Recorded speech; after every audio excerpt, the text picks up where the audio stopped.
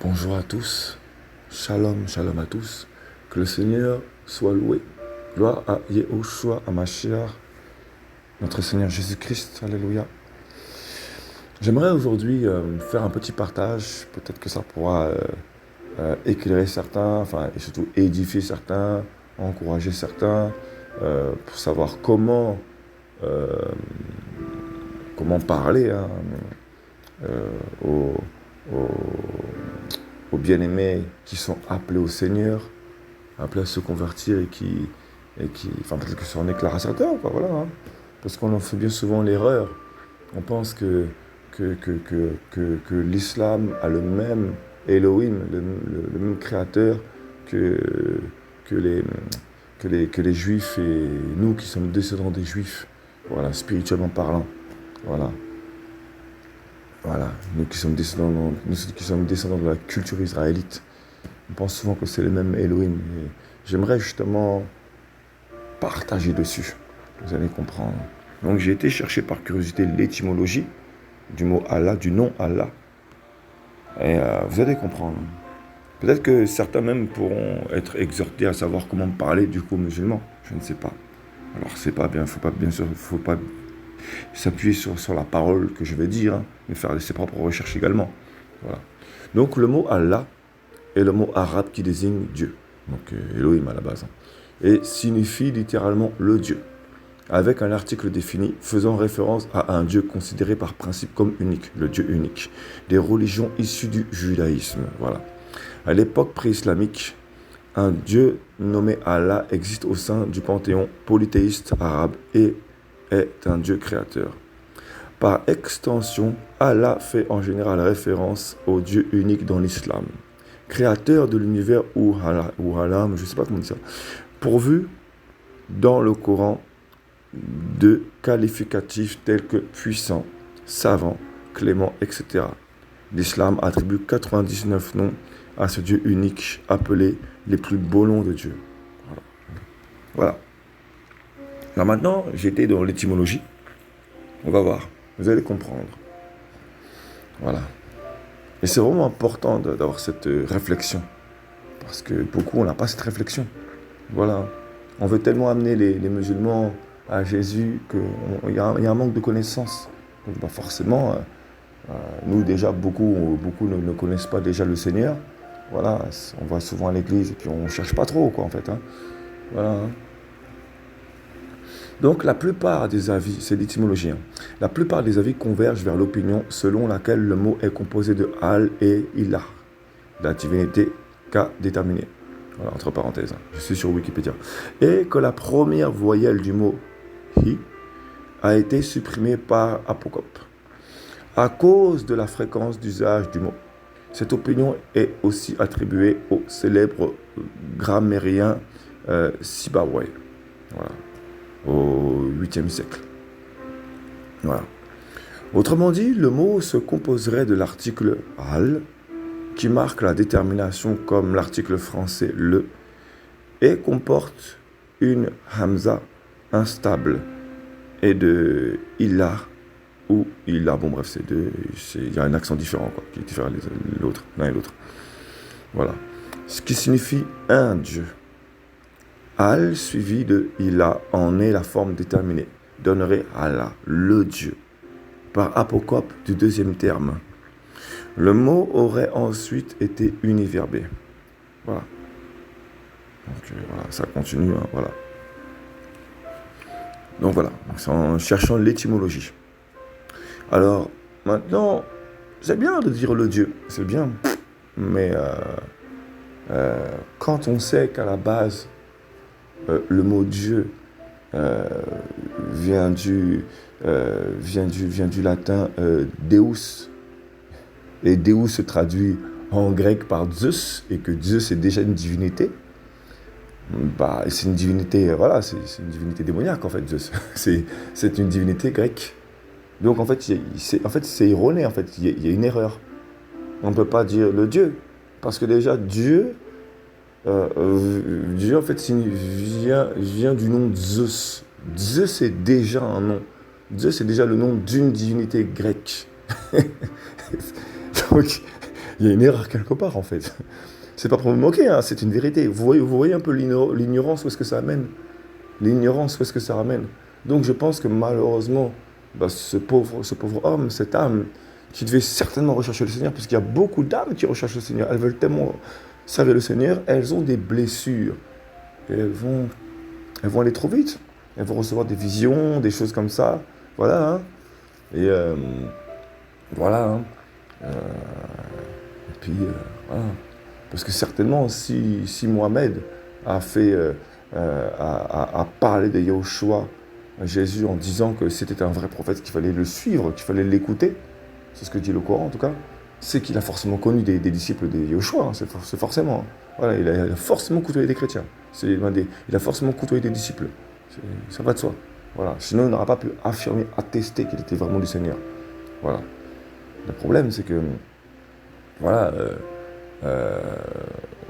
s'il lui-même dit que Allah signifie le Dieu, alors que Dieu est déjà le nom d'une divinité de la mythologie grecque, c'est qu'il y a déjà une erreur quelque part, il y a déjà un point d'ignorance déjà, il y a déjà un problème. Or, regardez bien un peu ce que dit l'Élohim des Israélites, quoi. On va aller dans Exode. Exode. C'est très important, hein. Ah ouais, connaître ces choses, c'est très important. Vous voyez un peu l'erreur? Voilà, je sais pas, ça m'est vraiment venu à la pensée de faire ce partage. Voilà, Yahweh donc Exode, chapitre 3, Shemot, chapitre 3. Shemot, c'est les noms en fait, hein. C'est pas Exode, hein, c'est les noms. Voilà, mais bon, c'est pas grave. Voilà. Chapitre 3, verset 13. Et Moshe, donc Moïse, hein, dit à Elohim, voici quand j'irai vers les enfants d'Israël et que je leur aurai dit, l'Elohim de vos pères m'a envoyé vers vous. S'ils me disent alors, quel est son nom? Donc voilà, il faut un nom. Les divinités qu'a invoqué Pharaon, bah, ils avaient des noms. Hein. Ah, oui, hein. Horus, etc. Hein. Voilà, les noms égyptiens. Hein. Ah, oui, hein. Isis, tout ça. Hein. Il y a des noms. Quel est son nom? Que leur dirai-je? Et Elohim dit à Moshe, je suis qui je suis donc, autrement dit en hébreu, Eye, Asher et Eye, ou Aya, Asher et Aya. Voilà. Et dit aussi, tu parleras ainsi aux enfants d'Israël, je suis m'a envoyé vers vous. Qui veut dire donc qu'il n'a pas de compte à rendre, il sait qui il est, il n'a rien à prouver. Voilà, il sait qui il est, je suis. Voilà, je n'ai pas à me montrer, je sais qui je suis. Voilà, je n'ai rien à prouver à personne. Voilà, donc, si Moïse donc, va vers Pharaon, vers les enfants d'Israël en disant quel est son nom, ça veut dire que même les enfants d'Israël, le peuple d'Israël savait très bien qu'une divinité avait un nom. Bah oui. Donc, excusez-moi, mais un Dieu, un Elohim a un nom. Voilà. Hein. Voilà. Voilà. Donc, et regardez même hein, quand il se présente à Pharaon. Voilà. Regardez bien.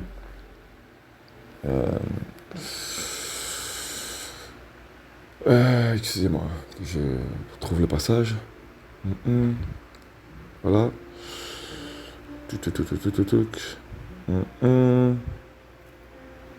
Voilà. Excusez-moi, je pensais que...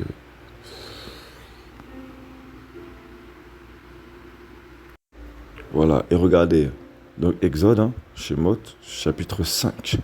Après cela, Moshe et Aaron se rendirent auprès de Pharaon et lui dirent, ainsi parle Yahweh. Donc Yahweh, c'est déjà le nom, c'est le nom de cet Elohim. Voilà, l'Elohim d'Israël. Voilà, l'Elohim d'Israël, laisse aller mon peuple afin qu'il me célèbre une fête dans le désert. Voilà. Donc déjà, premièrement, lorsque déjà le Seigneur déjà te délivre spirituellement de l'esprit spirituellement d'Égypte, hein, donc des liens d'Égypte, de toutes les divinités que tu adores, voilà, hein, dans le monde, on va dire, hein, voilà, c'est premièrement pour que tu sortes et que tu lui fêtes, que tu lui célèbres une fête dans le désert. Donc tu vas célébrer une fête dans le désert. C'est-à-dire que tu vas passer des temps difficiles déjà, mais tu vas le fêter. Voilà. Voilà. Voilà. Tu entres dans le désert, bref. Donc verset 2. Mais Pharaon dit, qui est Yahweh pour que j'obéisse à sa voix et que je le laisse aller, pour que je laisse aller, et que je laisse aller Israël. Voilà. Je ne connais pas Yahweh et je ne laisserai pas aller Israël. Voilà. Et ils dirent, l'Élohim des Hébreux est venu au-devant de nous. Permettez-nous de faire 3 journées de marche dans le désert et que nous sacrifions à Yahweh, notre Elohim, de peur qu'il ne nous frappe par la peste ou par l'épée. Voilà, bon bref, je vais m'arrêter là. Mais vous voyez un peu, la première chose que Pharaon a demandé à Moshe et à Aaron, c'est qui est Yahweh. C'est-à-dire qu'il avait un nom. Voilà, il avait un nom. Parce que chaque Elohim a un nom. Et effectivement, un Elohim, en fait, Elohim signifie juge, divinité, puissance. C'est ça, en fait, tout simplement. Donc, on ne peut pas dire le Dieu. On ne peut pas dire que Allah est le Dieu. Si Allah est le Dieu, mais quel est son nom? Alors, s'il est le Dieu, alors quel est le nom de ce Dieu? Quel est son nom? Quel est son nom? Parce que elle est une abréviation d'Elohim. Tout simplement. Et Elohim, déjà, signifie divinité, puissance, juge, déjà, force. Voilà. Donc, effectivement, il a une force. Effectivement, leur divinité a une force. Mais quel est son nom? Voilà. C'est bien beau de dire, il a la force, c'est parce qu'il est fort, etc. Oui, mais quel est son nom? Chaque divinité, toute divinité. En fait, Dieu n'est qu'une divinité. C'est tout. Voilà. Mais à la base, Dieu signifie Zeus, est traduit par Zeus. Voilà. Voilà. Et ça vient de la mythologie grecque. Donc déjà ce nom Dieu déjà vient des Grecs. Donc ça veut dire, déjà à la base, ici dit je suis le Dieu. C'est-à-dire qu'il y a beaucoup de philosophie. Et quand vous regardez même dans le Coran, excusez-moi, mais il y a pas mal de livres. Nous, on a une seule Bible. Une seule Bible. Pourquoi? Parce que l'Esprit du Seigneur se révèle à nous au travers de la parole. Chaque temps, on lit la parole, nous lisons la parole. Et il se révèle à nous. On a juste à lui poser des questions. Et il nous répond. Et ce n'est pas pour condamner le Coran, mais il faut dire ce qui est vrai. Le Coran, excusez-moi, mais il faut des années coraniques, des années, je ne sais pas quoi, pour étudier avec plusieurs livres. Nous n'avons pas plusieurs livres. Tous ne sont qu'un, tout simplement. Voilà.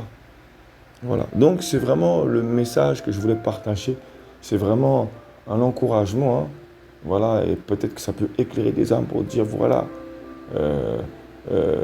dites à ces musulmans que leur Dieu n'est que Zeus. Parce que Dieu est un nom de divinité. Pardon, Dieu n'est pas un nom, de divinité. Dieu est le nom de Zeus. C'est la traduction de Zeus, une domination chez les Grecs. C'est ça, en fait, ça se traduit comme ça. Cherchez vous-même, hein. Deus, du latin, voilà, et du grec, Zeus. Voilà, tout simplement. Voilà, donc c'est vraiment pour encourager les bien-aimés, vraiment à prendre conscience, à considérer. Voilà. Toute la gloire vient à Yahushua Mashiach, bénissons le Seigneur. Vraiment, soyez encouragés, éclairés. Voilà. Et voilà, maintenant, n'allez pas forcer les musulmans à se convertir. Hein. C'est le Seigneur qui fait, c'est le Seigneur qui touche, c'est lui qui convainc.